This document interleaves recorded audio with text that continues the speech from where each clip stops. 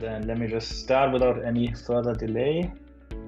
As you can see now, we have a big demand in IT professionals. So,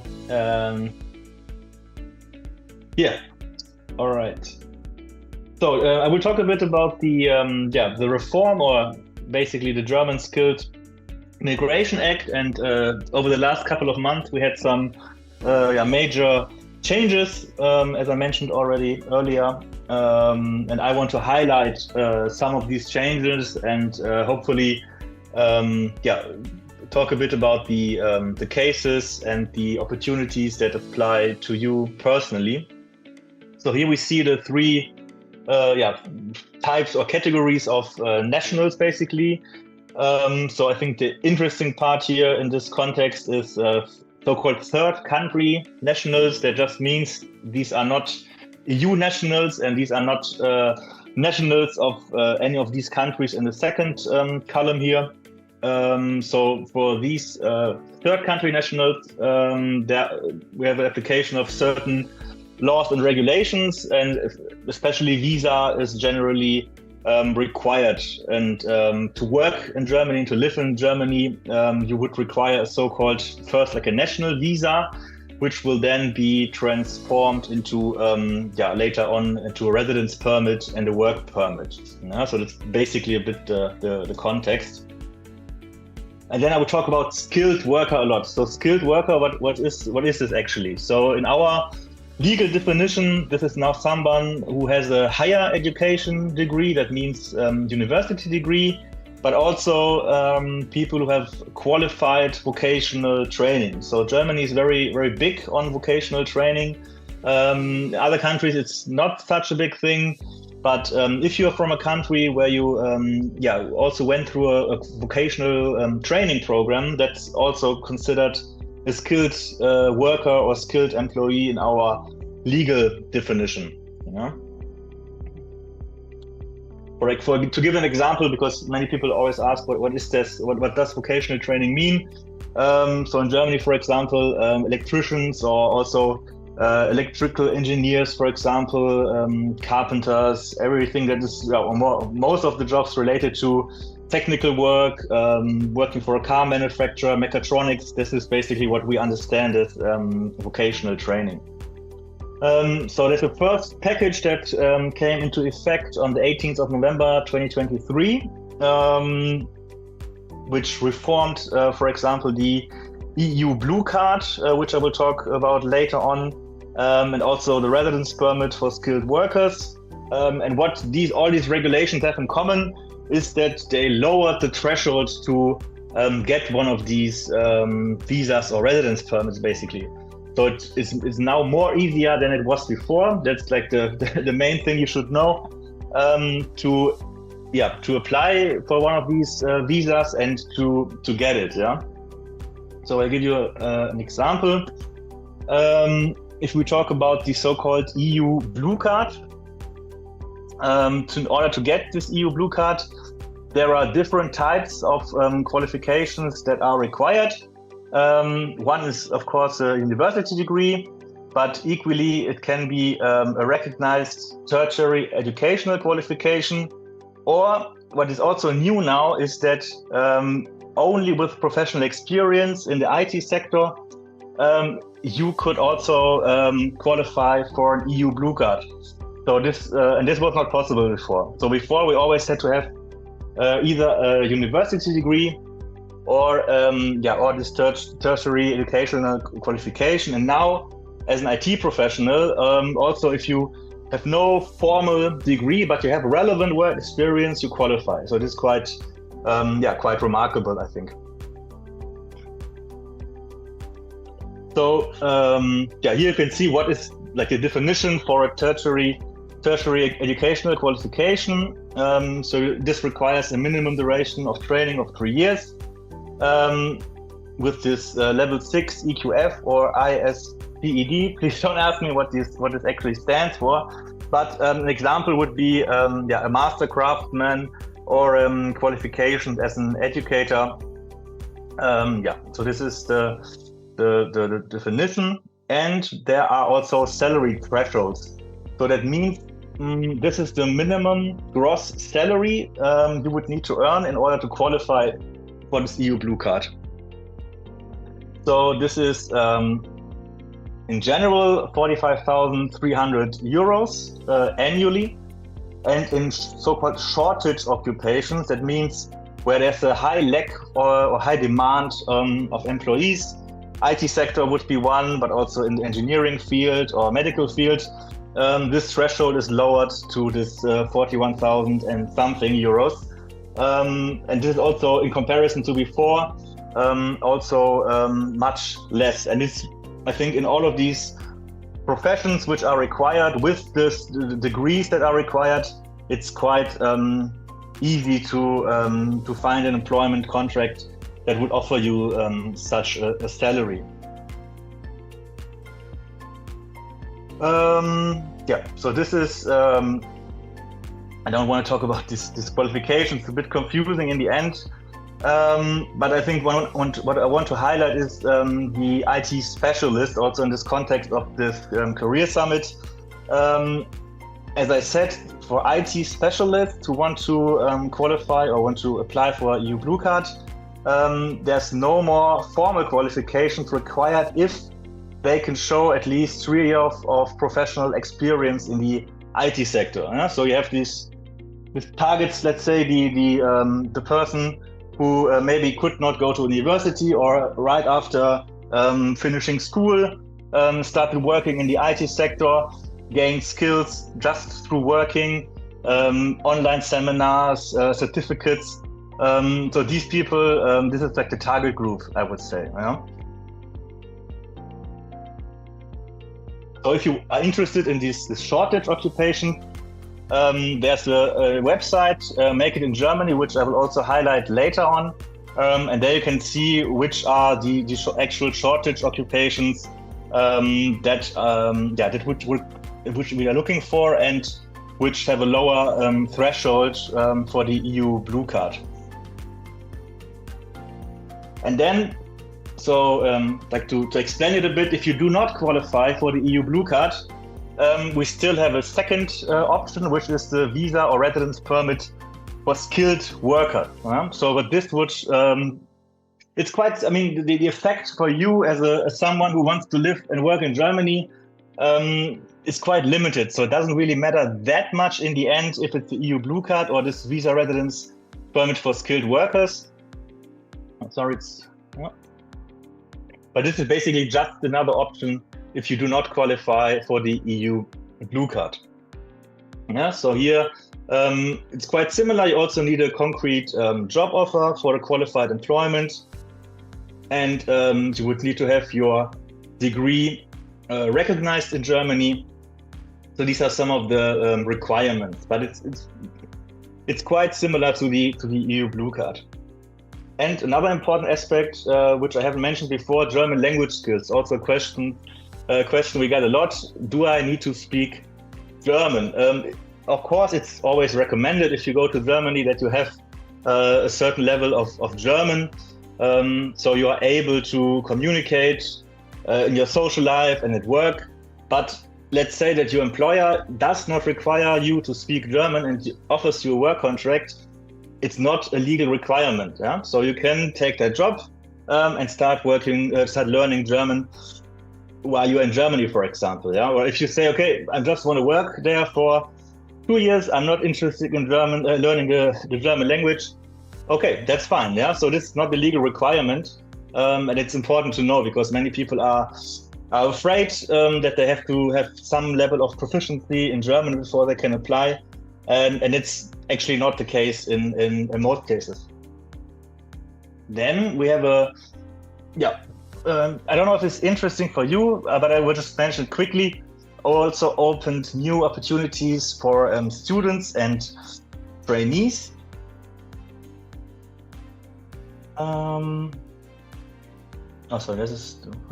Okay. So what we now have is also a visa for seeking a study course. So before, if you apply for a student visa, it was always mandatory that you already have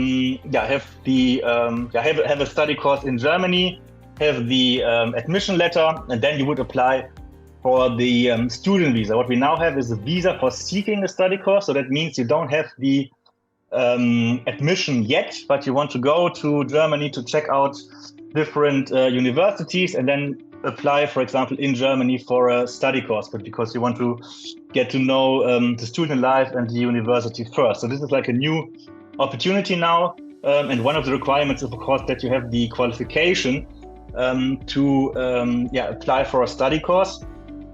But you do not need to have an admission to apply for this type of visa. So this is quite a good opportunity for many who want to get to know their place of study first. And you're also entitled to take a part-time job. That means 20 hours a week while you are there in Germany and look for a study program that fits your profile. And then this is like the second visa, the normal student visa, let's put it like this. So this would apply if you already have the admission from a university. Yeah. So this is basically the big difference. And then we have the same system basically now for this vocational training. So there's also an opportunity if you do not have a vocational training place yet, but you are interested in doing a vocational training in Germany, you can now apply for a visa for seeking a vocational training position, which maybe makes even more sense than for the study program, because then you would go to Germany, go to different employers who offer this vocational training, and you're also able to work part-time already, similar to the study visa. But I think here it's also interesting because then if you, let's say you have a employer who is interested in doing this vocational training program with you, then you could already start working there 20 hours a week or do a little trial, and then you already get to know your employer a bit closer. So this is also interesting, I guess. And again, if you have then the position, or the position is offered to you, you can then of course apply for the visa for vocational training, which is like similar to the student visa from the legal design, to put it like this. Yeah. Okay. And then we have the second big package that came into effect just recently in June 2024. And what is new here is this job search opportunity card, which we already see is in high demand here at our consulate in Cape Town, for example. But it's also what we heard from other countries around the globe, and especially in Africa. So I want to highlight this a bit more. Yeah. So we have, but what we have before is like a job seeker visa, which is now has been replaced with this opportunity card. So this is a visa that you apply for if you're interested working in Germany, but you do not have a work contract yet. So for all the other things like EU Blue Card, the visa for skilled workers, in these cases you need to have a concrete employment offer, a work contract. So this is not the case with the opportunity card. So with this card, if you get it, you go to Germany, and then you have the possibility for up to a year to look around in Germany and find employment. Yeah? So this is the big idea behind it. And you can even renew it. Yeah. So as it says here, up to 2 years. So this is a big chance for many who struggle to find employment remotely without visiting any employer. I think many big companies, they have systems in place where they can hire remotely, but especially many smaller companies or smaller employers, which we have a lot of in Germany, it's always important to have this face-to-face personal relationship or meeting. They want to see you, they want to get to know you. And here we have this opportunity card, which gives you the opportunity to do this. Yeah. And again, you can also work half-time while having this opportunity card. And it's also if you have an employer who says, oh, this could work out, he's interested in you, you are interested in working for that employer, there's a probation of 2 weeks, full employment allowed, before you sign a work contract, for example. And this opportunity card does not have such a, how to put it, like a high threshold. So it does not require certain degrees. It's a point-based system. Yeah? So this is something we had to look at other countries. For example, Canada has a similar system. So I think we have a table here. Yeah, here. So you have to get 6 points. I don't want to say anything wrong. Yeah, 6 points in total, or at least 6 points to qualify for these job or this opportunity card. So here you see in the first column, let's say, you have like the first we look at your professional related characteristics, so your qualifications. Let's say you already have a formal university degree, which has been recognized. You would get 4 points, in most cases. Or you have a formal qualification in a shortage of occupation. Let's say this targets, let's say nurses, for example, you get 1 point for this. And then you go from column to column, and then this is how you collect the points. So if you speak English, for example, you see this here, you already have 1 point. But if you speak German at a B2 level, you get 3 points. So this is how you would collect up to 6 points, and we see that this is especially in the context here where many people are fluent in English, not too hard to get actually. So let's say you speak English and you're younger than 35, then you already have 3 points, so you already have half. And then let's say your spouse or life partner meets the requirements for the opportunity card that you want to go together, you get another point, so you have 4 points already. So you see this quite easy to get to the 6 points. If you have been to Germany for more than 6 months, you get another point, and then we haven't even looked at your qualifications. So this is what we see is quite in demand, and we're really happy to see applicants which we probably hadn't seen before or wouldn't see with just the other visa requirements that we have. Then there's another, that's not a visa, but this is an opportunity I also want to highlight, that if you have stayed in Germany and you completed your university degree, you completed your vocational training, you have the opportunity to stay in Germany and then look for qualified employment, and you could do this in a period of up to 18 months. So what we want to avoid is that people study in Germany, which is in almost all instances for free. You pay a small study fee in comparison to other countries.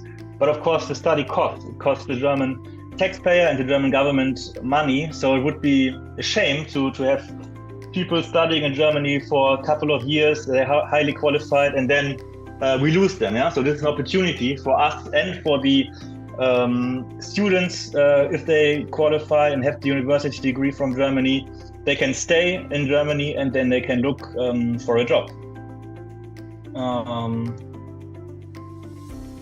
And then there will be also further changes coming up. I think what's also quite unique is joining of parents and parents-in-law. I don't know if everybody wants that, but this is also an opportunity we will have.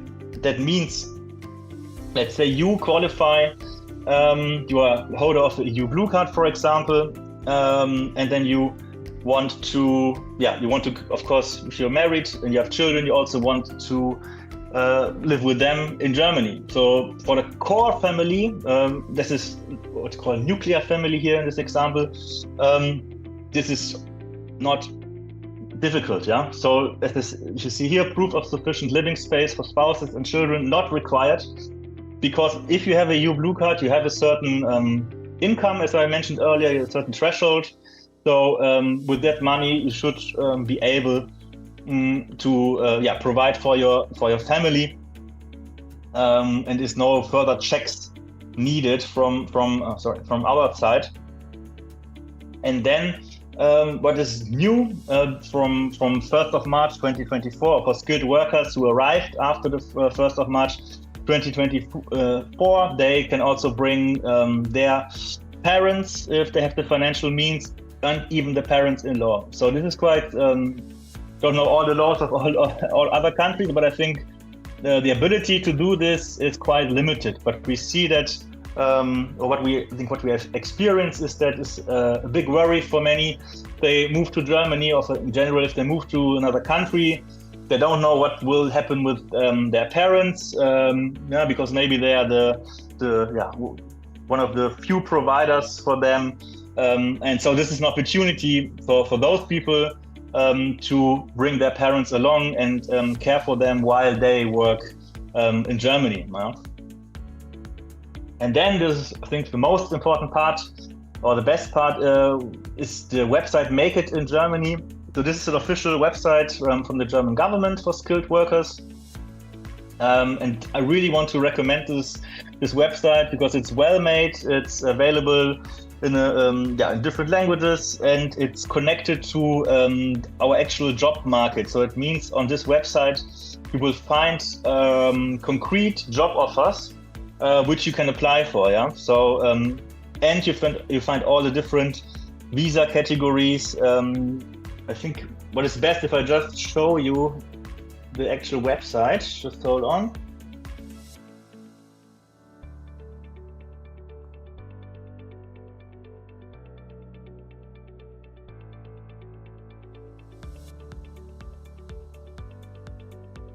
Yes, so you have a section where you find all the information about working in Germany. So here, this professions in demand. As I highlighted earlier, IT specialists, engineers. Philip, sorry to interrupt you. We can't see it yet. Sorry. You can't see it. Possibly you need to de-share the PowerPoint first. Okay. And then thank you for letting me know. Okay, I see. Yeah. Now you can see it. Yes, brilliant. Thanks. Okay, perfect. Thanks very much. Yes. So here in this column you find all these professions in demand. Let's say you are an IT specialist, and then you can actually see, okay, what's the situation in Germany for the IT industry? Like what type of IT specialists are needed? Then you find information videos. If you need a visa, what visas what opportunities you have. So this is quite good. It's well made. You find all the information on the different types of visa here, the EU Blue Card, then the other options I have mentioned, the job search opportunity card is here. So if you have any questions or if anything is not clear, I really recommend going on this website, and then you can look up the information that you seek and the special type of visa that you require. And you find also general information on Germany. So for example, okay, how does it work with my driver license? What about the school system? All of this, what's the political system? So you find all of this information here in really small informative brackets to get a better understanding about Germany. And just want to see if I can find this job fair or this job market I mentioned earlier.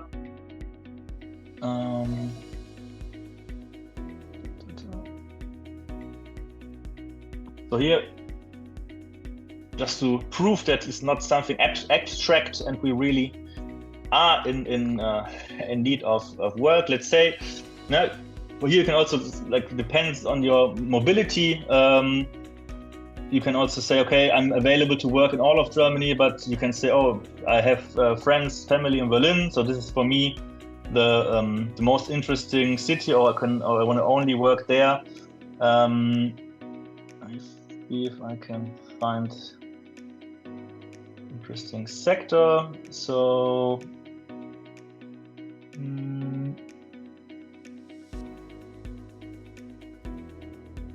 here informatics is here as well. So now we have selected, okay, now we're looking for occupations, natural science, IT in Berlin, and then we can actually see the concrete offers here. So here we have, this is the offer. Here's the company, SI Munich. They're looking for a data analyst. It's been listed 30th of September, so it's from just a day old. Then you see all the details for the job and how to contact the employer. So here you have more details, and then of course it's in German, but here there's also a translator already on the website if you don't speak German. If the announcement is in German, doesn't necessarily mean that they only would hire somebody who already speaks German. So this is, as I said, the official employment database from our German Federal Employment Agency. So this is why most of these are in German, but that should not limit your abilities to apply for these positions, because you can be assured that most of them are really, really happy if they get applications. Yeah.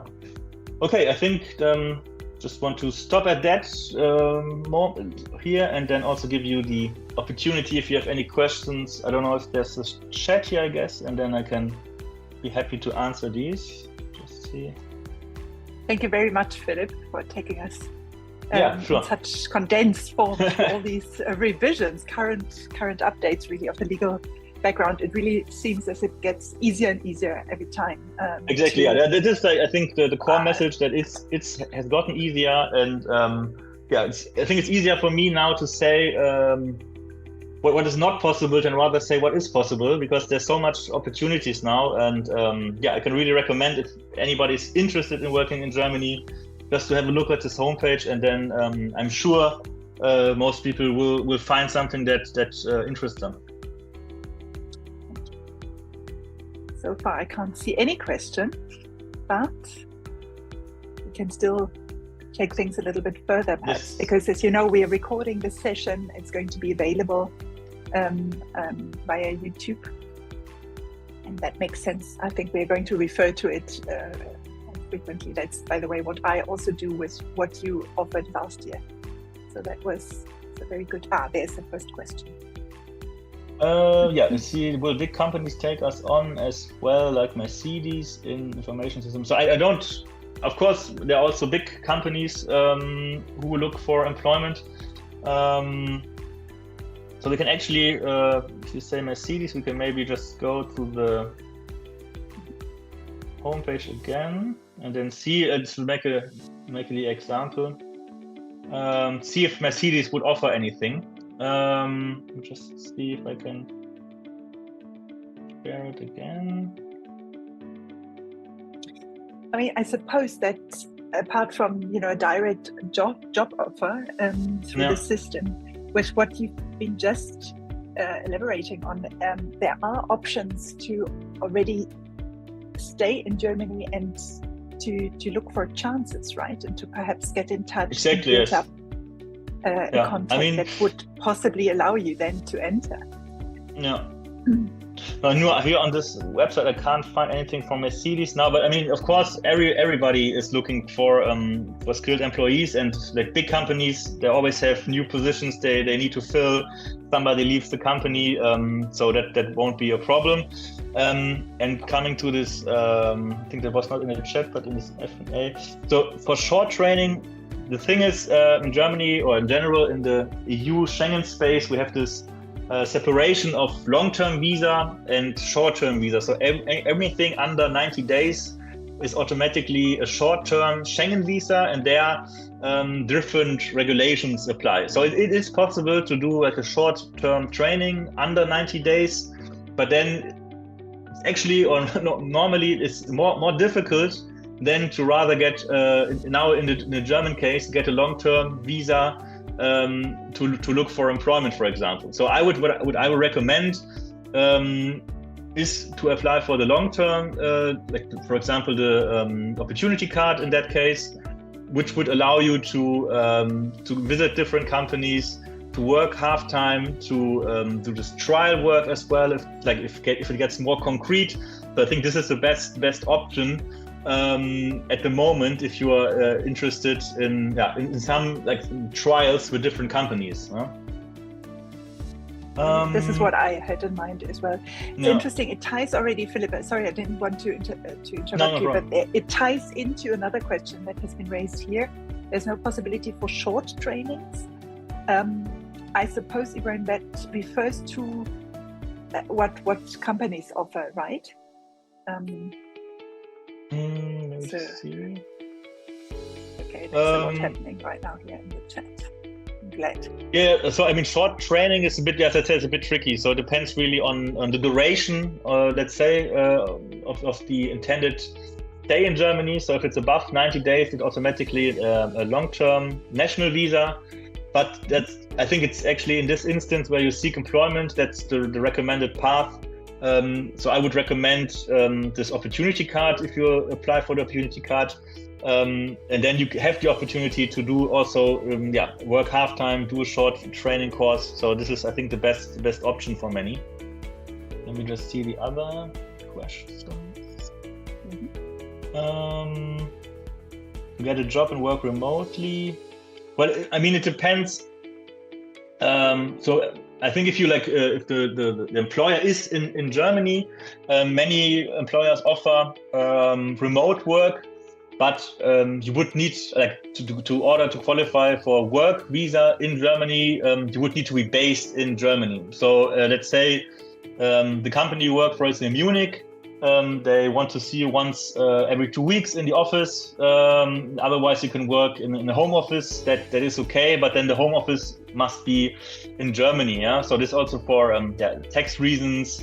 And if you want to get the let's say the work visa for Germany, that would require you to live in Germany. Otherwise, I mean, if you find an employer from Germany that would allow you to work completely remotely from your home country, I guess that's fine. But then you wouldn't need a visa, right? Because you wouldn't need to live in Germany. Yeah. But then it's like your national regulations, your national laws, your national tax regime. That's something I cannot answer. But of course, if a German company, is hiring somebody from abroad and says, okay, you can stay where you are, basically, that's fine. But that would not give you, would not qualify you for a work visa. What are the main challenges? Yeah. No, great. It's exactly reading the questions out makes sense because of the recording later. I guess. Okay. So what are the main challenges German companies face when hiring foreign workers? I can't speak for all German companies, and I think their challenges are quite different. It depends on the company. I think we work with a company or several companies from a rather remote, not so densely populated area. So they struggle to find anyone at all, basically, who would be able to work. Because as was mentioned earlier, the population is growing old, especially in the rural areas. It's quite hard to find skilled, not even skilled, to find workers at all. And I think other companies, they have different challenges, but in general, there's a big demand. Not in every company, not in every sector, but I think all companies or many companies, they struggle basically to find workers at all. And hiring foreign workers, I think now the legal challenges maybe that we had in the past, I think most of them have been eradicated. So from the legal standpoint, it's not that difficult anymore. I think rather is finding somebody or matching employer with employee. That's probably the biggest challenge, especially with, we have to say, the language barrier that's of course still there. Do they also offer online course that will give you a certificate to make your employment easier? I mean, this Make It in Germany homepage, the people who run the homepage, they also offer different courses on topics, for example, on EU Blue Card integration in Germany. But you would not get a certificate after that. But you can participate in this webinars or online seminars on specific topics to increase your chances of finding employment. So they also assist with that. How you write a CV in Germany, what information is required by employers, for example. Yeah, I think to me it's not yet so clear what Freddie, what you mean with what kind of certificate you're referring to.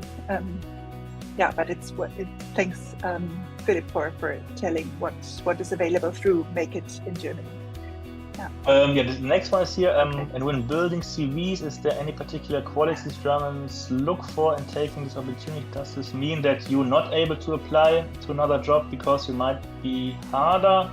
In South Africa, they always look at South Africans first before foreigners. But it's interesting. So obviously, okay. Yeah, so I mean, this was like for 10 years ago. I'm not too sure, but this was also the law basically in Germany, that if an employer wanted to hire somebody, they first had to look at Germans or EU nationals, and only if they couldn't find any EU national, then they are allowed to hire foreigners. So all of this has been completely abolished. Yeah. So the company, they don't need to justify why they did not hire a German and instead, let's say, hired a South African. Yeah. So they can hire basically from all over the world, and there's no disadvantage or advantage in hiring a German or a foreigner at the moment. Of course, the foreigner would need to apply for a visa, get a work permit, and all of that, but there's no restrictions in that sense anymore. Yeah? And the first part, building CVs. Yeah, so as I mentioned earlier, you on the website Make It in Germany, you find seminars on how to build a CV, for example, on the application procedure with German employers. So this is, as I said, something I would recommend. So you get a better understanding of how the labor market works. So an opportunity card, it's not connected to a specific employer. So that means you have, let's say you qualify, you have the 6 points, you get the opportunity card, you go to Germany, and then you can basically, for the duration of the opportunity card, let's say browse around, you go to different employers, you apply for different jobs, and then you see if anything happens, if there's a concrete job offer at the end. You can do several interviews. So this is really a really open opportunity. It's not mandated, or it's not connected to a single employer. So and if you find an employer then with the opportunity card, then this can be transformed into your work permit and residence permit. Yeah, so you don't need to go back again. It's also, I think, important to mention, because in the past it always was an issue that visa were given for a specific reason. Let's say, for example, a study visa, and then once your studies had finished, you had to go back and then from your home country apply again for the work. So all of this going back and forth, the big hassles, a lot of bureaucracy. This has also been abolished. How long does the application for the EU Blue Card take? So with the EU Blue Card, so one thing is, let's say, waiting time to get an appointment at the embassy or competent consulate. That varies. Yeah? So if in a country where there's like a high demand, there might be a certain waiting time, or there will be a certain waiting time in order for you to file the application. But generally, of course, every case is different, but generally, once you have filed the application, the process is quite fast, because if you meet all the requirements, the foreign missions that do not need to involve any agencies in Germany that need to give their approval. So that means, for example, I know that from our consulate here, we do not have a waiting time, or maybe just a couple of days.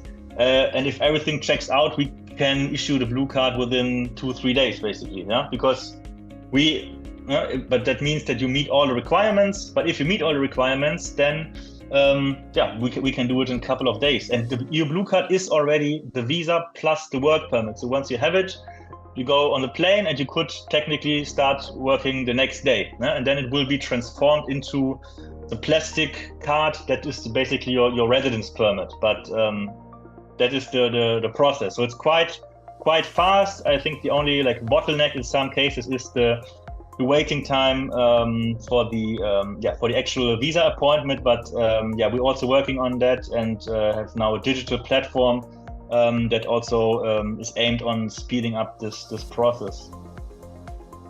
Okay, any predictions about new emerging areas that will demand more qualified workers in the coming years?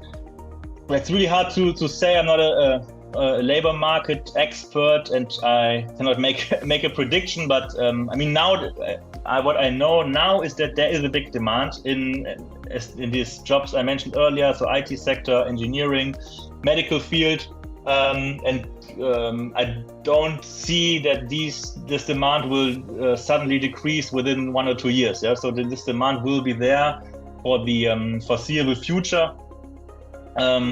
Also in let's say 5 years there will be a demand, and I cannot imagine that we will be able to fill, or the German companies will be able to fill all of these positions in such a short time frame. Philipp, sorry to interrupt you again. Yes. I'm just thinking, because possibly participants didn't realize that you were only talking to this specific area of IT and STEM, but that generally the demand for high-skilled workers is there, and also that this website that is connected to the worker or the job market has these different fields that definitely are completely related, I said, to architects, to whatever. So generally, I don't know, Marco, what you've got in mind, but depending also on your background, I think that just look at the chances there, and obviously it's in broader fields. It's of course the high demand, as I think in many countries in the IT field, but it's more than that. Yeah. No, and also for example, there's a high demand for bus drivers. There's a high demand for or truck drivers in general, for nurses. So it's not only IT or not only skill or let's say university degree level, but also people who have vocational training. That's also high in demand. Huh? Okay, but also in other well-skilled or university or academics. Yes, other fields than IT or STEM. Yeah. There's another question here. Would we be able to get any job after this anywhere in Germany? So I don't understand the question, because after this, I don't know what that relates to. I'm not so sure.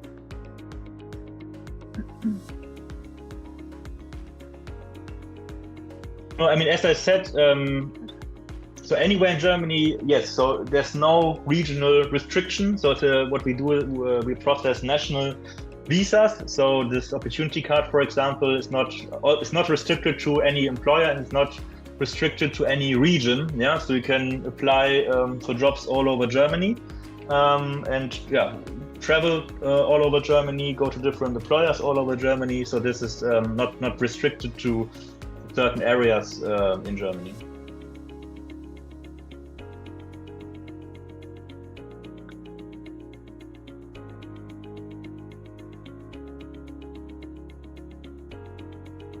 So I'm happy that we had so many questions straight on back to you. You are, okay. Even more replies now. Obviously, lots of questions answered. Yeah. No, I think if there's no more questions, then thank you for having me. And again, as I mentioned a couple of times now, I really want to recommend the website Make It in Germany, because I know it's a lot, and it's also for me it's a lot because it's so much new regulations, and it's sometimes really specific. But I think you should not focus on the details first. Rather go on the homepage, look for the general information on the qualification you have, and you see what is the demand, where are the opportunities, and then after that you look, okay, what are the specific details, what's the salary threshold, do I need to speak German at a certain level? But I think in most cases you will be able to find something interesting, and if you're a bit flexible on regions or cities and employers, you have a really good chance, if you're interested in working in Germany, to find employment. I see. Okay, there's one more question now. Would you only be able to get the jobs in Germany via the website once you got a job via the website, or could I apply elsewhere? For example, I got a job via Make It in Germany, and 2 years later I decide to apply somewhere else, I guess, in Germany. Yes, so this website is basically just like an information website, but also it's connected to the job listings of our Federal Employment Agency, but that does not mean that you can only apply for jobs which are listed there. There are also private websites or job marketplaces where you find jobs. Also, of course, we have now LinkedIn, for example, where you have headhunters who might contact you directly with a job offer that is not listed anywhere. You have companies who might approach you based on your profile. This is all possible. Yeah. So this website is just gives you some general information, but that does not mean that there are no other job offers. Yeah. If you find something on another platform or anywhere else, get contacted directly by an employer. That's also possible. Yeah. And you mean 2 years later? Yes, we have one question. Yeah. Would you only be? Okay, sorry. Okay, you referred to it already. Sorry. Yeah, no. I mean, you can also, of course, if you're not if you have the once you have the employment, does not mean that you are then bound to this employer forever. Yeah. So you can also, if you have the work permit, which, for example, comes with the EU Blue Card, it's also possible to change the employer. Yeah. So it's not. It's not like, okay, now I have found one employment, and so if the company ceases to exist, or if I get fired, or if I don't like it, I'm stuck with them. That's also not the case. Yeah? So if you have the work permit and you find adequate employment in your field in another company, then it's also possible.